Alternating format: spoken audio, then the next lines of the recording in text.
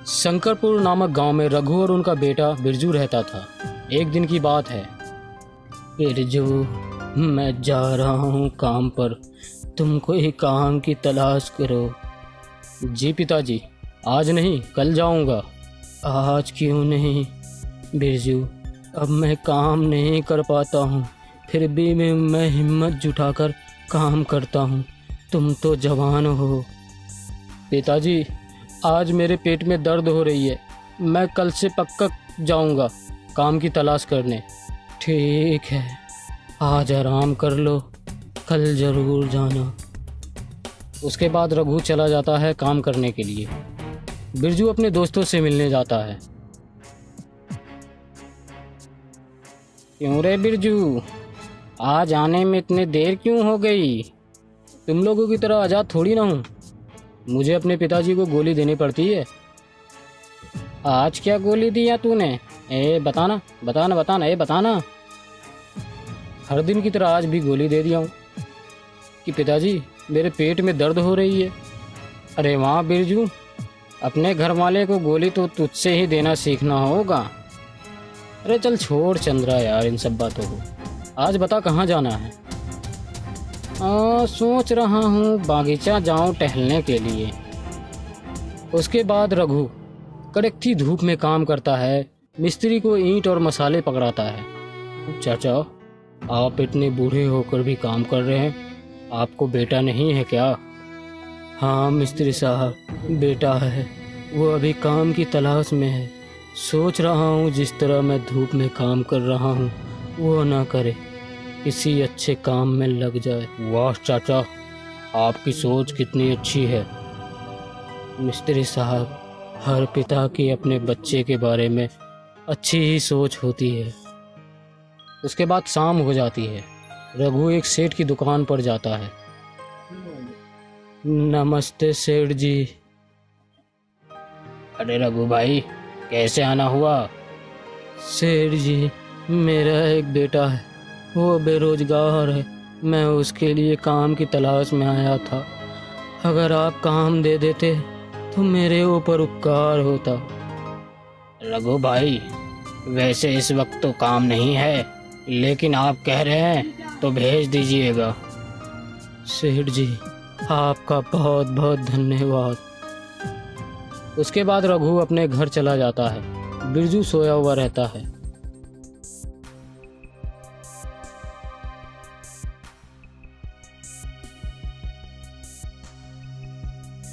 बिरजू, अरे ओ बिरजू।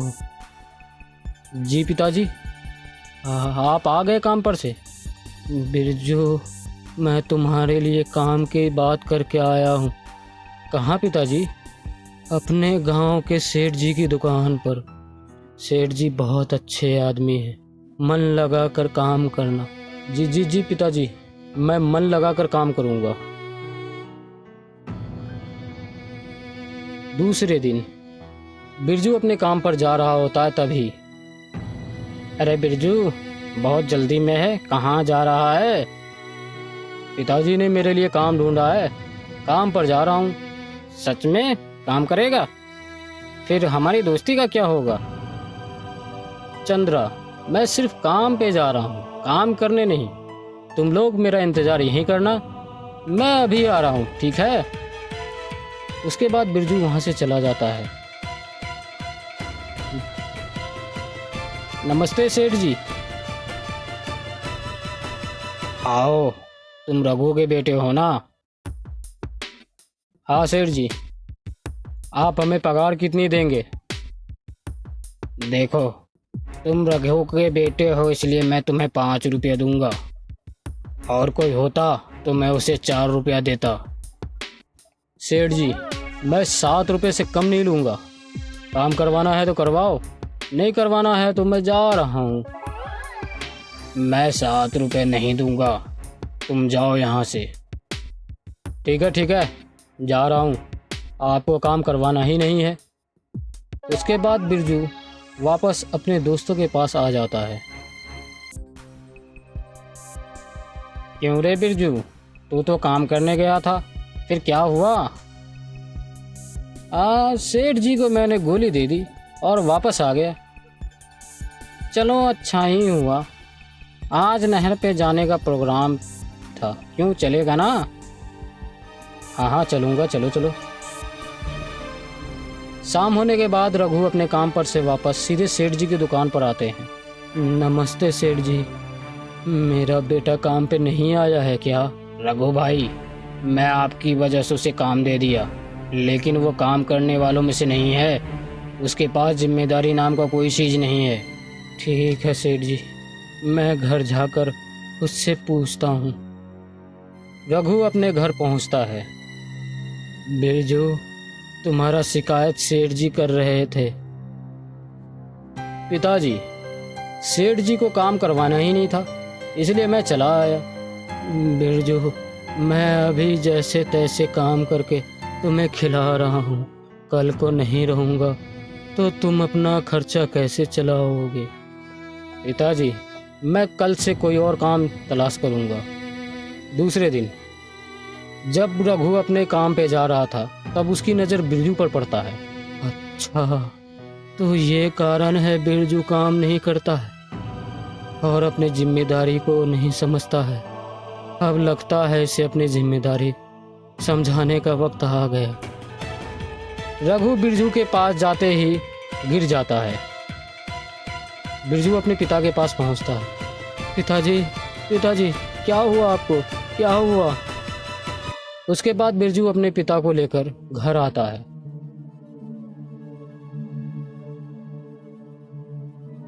दो तीन दिन के बाद घर का राशन खत्म हो जाता है। पिताजी, घर का राशन और आपकी दवाइयाँ खत्म हो चुकी है, अब क्या करूं? बिरजू, यही वक्त है अपनी जिम्मेदारी को समझने का। जाओ, कोई काम की तलाश करो। जी पिताजी, मैं समझ गया, मैं जा रहा हूँ काम की तलाश में। बिरजू काम की तलाश में निकल जाता है। रास्ते में उनका दोस्त मिलता है। क्यों रे बिरजू, आज बड़ी जल्दी में कहाँ जा रहा है? मैं काम की तलाश में जा रहा हूँ। अब हमारे ऊपर मेरे पिताजी का और घर का जिम्मेदारी आ गया है। अब से मैं तुम लोगों के साथ नहीं रह पाऊंगा। इतना बोलकर बिरजू वहां से चला जाता है। वह सेठ जी की दुकान पर पहुंचता है। नमस्ते सेठ जी।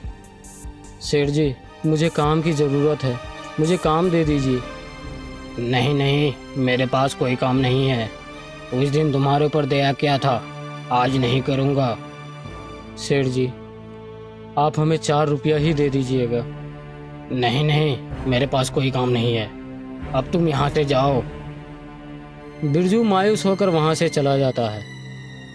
कुछ दूर पहुँचने पर एक आदमी मिलता है। अरे सुनो सुनो भाई। जी कहिए। ये मेरा घास की गठरी घर तक पहुँचा दोगे क्या? इसके बदले मैं तुम्हें 25 पैसे दूंगा। जी जी जी, ले जाऊंगा ले जाऊंगा।